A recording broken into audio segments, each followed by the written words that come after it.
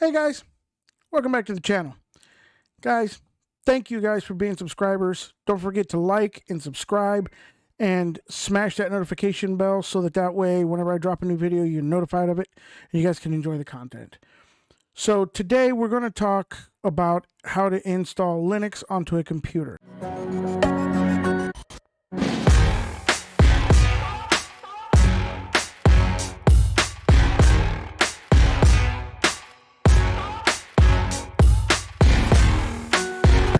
I just dropped my Linux install of WattOS video, and a subscriber said, hey, you didn't do the actual install part. Now I really want to install it. So he kind of requested that I do that. So I'm going to do that because I haven't done how to install a Linux distribution video tutorial yet. So we got to fix that. And that's what we're going to do. What I will remind you to do, though, is to go into your BIOS and turn off secure boot. A lot of people make that mistake. They'll go down and download their Rufus ISO and burn it with Rufus, and then they'll throw it into their PC or their laptop, and they're going to try to go ahead and install Linux via the live USB, but it won't read the USB because of secure boot. So you have to go turn it off.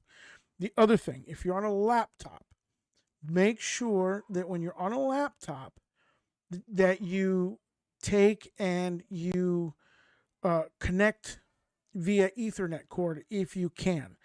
Otherwise, boot in with your live USB and see if it uses if your Wi-Fi connector actually works, because they can be hit and miss with Linux, especially if they're Broadcom.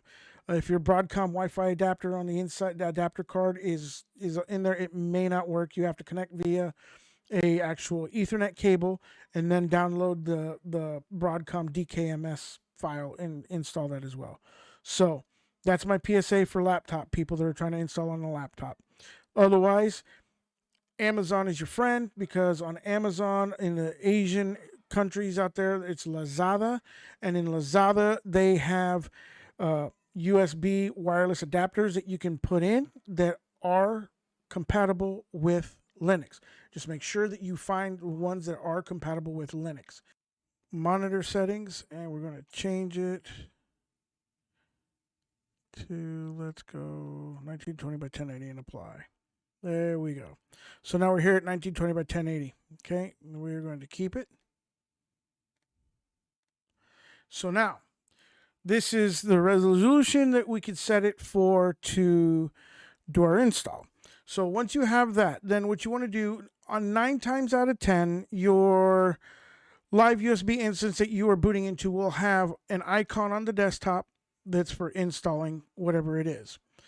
Sometimes they will have it in the system tools or in usually preferences or maybe accessories, but it doesn't look like WattOS has it anywhere else but on the desktop, because you have your regular run launcher, Synaptic, no WattOS, no install software, nothing, no other subfolders or entries in the menu system. So yep, it's simply on the desktop. So you want to click on the install WattOS, and it's going to launch your graphical installer that is used by whichever distribution you're using. Oh, I double clicked on it, I think 2 times.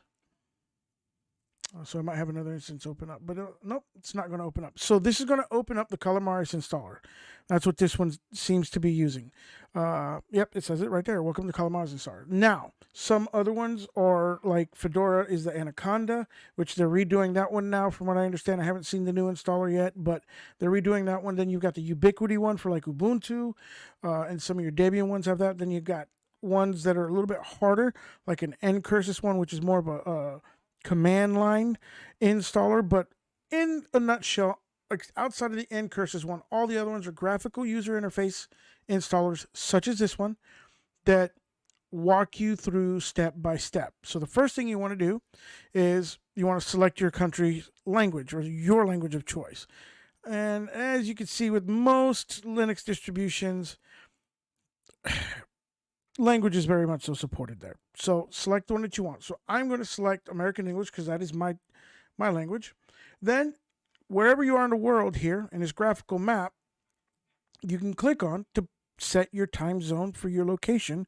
So your computer will update to that location and your stuff will be pertinent, such as your weather, your time, etc. So for me, I'm on the west coast of the United States of America. I'm not in Los Angeles. I'm further north than that, far north, like as far north as you can go, besides Alaska. But anyhow, so I'm not in that location. But say you're in Australia. So you can click over here, and there's Darwin. Think over here's somewhere around here might be Sydney. Yeah, Sydney's over here usually by Darwin, I guess. Maybe on a point. I don't know. Right there. There's Sydney. Sorry, so there's Sydney. So I mean, you can be in Sydney or you can be over in here in Bamako, Africa. You can click wherever you want on here to set your time zone. Now notice that will be where you're at. Now some states that are in the Central America area, like Michigan, there's Chicago. It's a little hard to hit, because it's so close. But either way, you can just keep clicking until you get a country that's really close to you. So I'm going to go back to Los Angeles. So I've selected my language. Now I'm selecting my time zone and my region. So I'm going to hit next. So now it's going to ask you for your default keyboard. Now with your default keyboard, of course, there's many types of keyboards out there. Especially if you notice under the English, I mean, you've got the Czech, you got the Danish, you got the Dutch, Zong, I don't know how to say that. Anyhow, you've got like English Australian, English Cameroon, English Ghana, English Nigeria, English South African, English UK, English US. What I find interesting about that is I think it may be the layout of the letters that are different, but I think the letters are the same. Esperanto, Estonia. I mean, you can see Filipino, Finnish, French. I mean, there's all kinds of keyboards that you can select from. This one comes already set to default by English, but if you need to change it, then scroll through and find the one that you need and select that one. And then also mirror it on the other side as to the type of keyboard. I'm going to select the default for this one because it's going to be the English US default, okay? So I'm going to hit next on that. Now comes the partitioning. Now, this is the part that's the bugaboo for most people. Most people tend to have a lot of difficulty understanding partitioning. And it's because, is it legacy BIOS partitioning versus EUFI partitioning or EFI partitioning? EFI partitioning has a 512 megabit boot partition. Then you have a swap partition. It's usually, you can set it to 4 gigabytes, but there's I can't remember what the rule of thumb is. It's something like, it's based on the amount of RAM that you have, whether it's like 10% or 20% of however much RAM. So if it's like 32 gigs of RAM, then you're going to want a 3 gig partition or something like that. I can't remember the exact formula, but guys, you can look it up on the internet. You can find out all kinds of different ways of doing that. So then it's got a RAM partition, and then you've got your actual root partition. Whereas with the traditional legacy BIOS boot, you have the actual partition that's your boot partition, which is usually, anywhere from like 2 to 4 gigs, I think, or something like that. And then you have your root partition, which is the rest of your drive. Now, there's all kinds of different types of formats that you can partition your Linux format partition to, your root format. There's XFS, there's BTRFS, there's EXT4, EXT2, EXT3. I mean, there's a whole bunch. I would look up on the internet as to, there's places you can go to on Google to find out which type of file system you would need to format yours to if you're going to do the manual partitioning of your hard drive, to find out which one works better for your system and your hardware. As far as the boot partitions, those are usually done to the FAT32 or FAT16 format, so that way it's just readable by boot, by anything. That's how it detects bootloaders and all that good stuff. So that's just how to do it. But what's wonderful about these installers is that 9 times out of 10, they're offering you the actual automated partitioning. Unless you want to dual boot, that's when you're gonna, if you're gonna dual boot, then you want this manual partitioning. And if you go into it, then you're gonna have to find, and learn how to do your partitioning, which will be where you're gonna open up like Google on your phone or something and try to follow step by step. You're gonna make mistakes, but that's how you get better. Don't be afraid to try it. What's the worst thing you do is you don't get an operating system installed tonight, maybe tomorrow. But either way, you still learn, and never turn down that opportunity to learn. So the other one that you can do is the erase disk, which is the complete one, because they'll give you a lot of them if they detect that there's another operating system under, whether it be Windows, whether it be like Cinnamon or what, Ubuntu or whatever that's on there, it'll offer you to install alongside. If you do want to do a dual boot system, select that one. It'll automatically do everything else for you. If you don't care about that other one, you want to nuke and pave, just get rid of it, start fresh, hold one, operating system instance on your hard drive, then do the fully erase the disk and be done with it. Okay? If you're not sure as to whether you need to delete the other system or not, then you need to reevaluate right now before you proceed any further as to whether or not you really want to install Linux onto the hard drive or continue to use it as a live format, because you can use it as a live USB until you fill up your RAM, because that's what it does. It opens up into RAM, and if you got a metric butt ton of RAM, then you're going to run the live USB instance with no problem open up programs. If you're very light on resources, don't have but maybe 4 gigs of RAM, you might fill that up pretty quick. So you're going to have to make a decision at this point in time. Am I actually just going to dive into the deep end of the pool and just take on Linux full time and not worry about dual booting with, say, Windows or whatever? Or am I just going to stick with Windows? So that's a stark reality that you may have to do if you're a new to Linux user. If you're kind of seasoned and you know how to partition, or you feel comfortable that you can through doing like a README step-by-step, guide on your phone as you're doing it, then hey, by all means, knock yourself out. Try it. Don't be afraid. What's the worst thing you do? You got to reinstall Windows, right? Or you got to just finally figure out how to install Linux. But either way, you're either going to revert back one way or another, or you're just going to continue until you move forward. I am stubborn and hard-headed, of the age group where nothing's going to beat me down.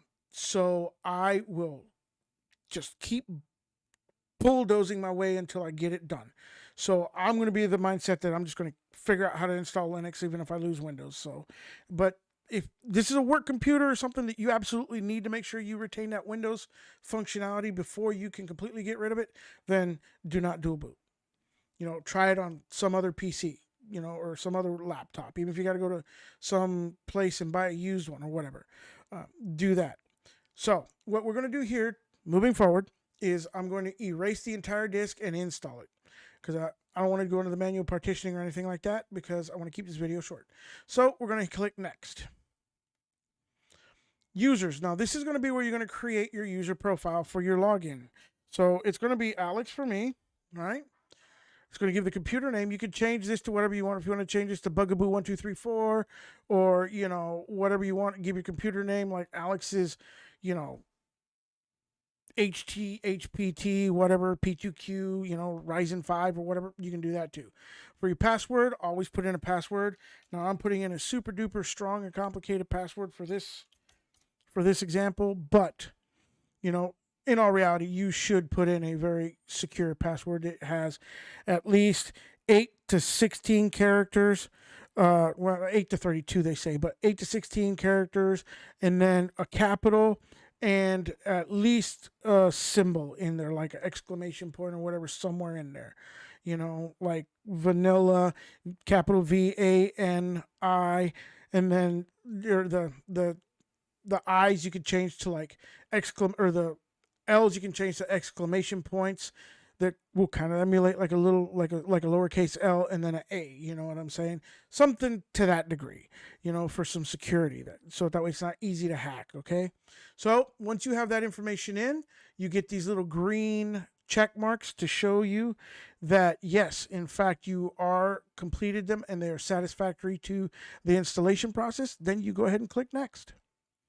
Now, This is your summary. This is your last chance to hit this button right here that says back at the very bottom if you made a mistake on something or you're not quite sure and you decided, oh wait, no, I know now, I'm going to do this. So if you look down here, it's going to give you a summary of your location, your keyboard, your partitions. It's going to create a new MS-DOS or a FAT32 partition for the boot. It's going to create a partition for the ext4 file system, and that's going to flag it as boot as well. Then it's going to create a new partition for your Linux swap partition. It looks to be about 600 megabytes. And then it's going to install the WattOS on the new ext4 or the root partition. And then it's going to install the bootloader on the MS-DOS partition. So that looks correct to me. So we're going to advance. We're going to hit install. And so then we're going to hit install. And now it's basically go make yourself a cup of coffee or grab yourself a beer or hell, even a whiskey if you want, whatever.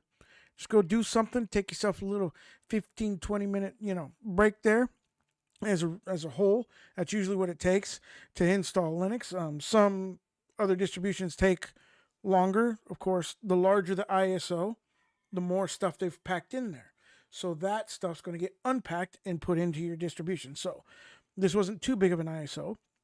And also, dependent on your processor and resources, system resources will depend as well as to how fast this install is going to take.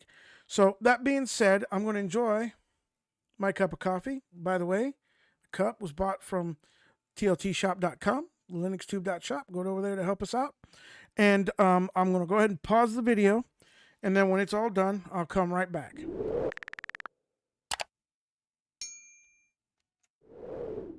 All right, well, I'm back now because right now it's creating the initramfs, which is part of a backup instance of it so that way it can boot into it. And then it's all done. We're very near the end. So now, yes, it's going to tick. Your GUI installers are going to say restart Linux now, and your command line will say the same thing.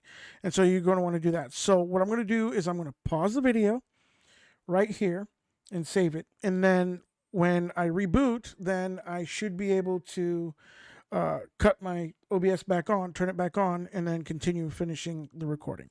So here we go. I'm going to go ahead and pause it now. Okay, we're back to the login screen, and we're going to log in. You're going to put in your username, and then here you're going to put in your password, and you're going to hit login. In the distribution where we just completely logged in, we're going to go down here, and then we're going to find, remember our preferences. We're going to go to monitor settings, and we're going to adjust our display.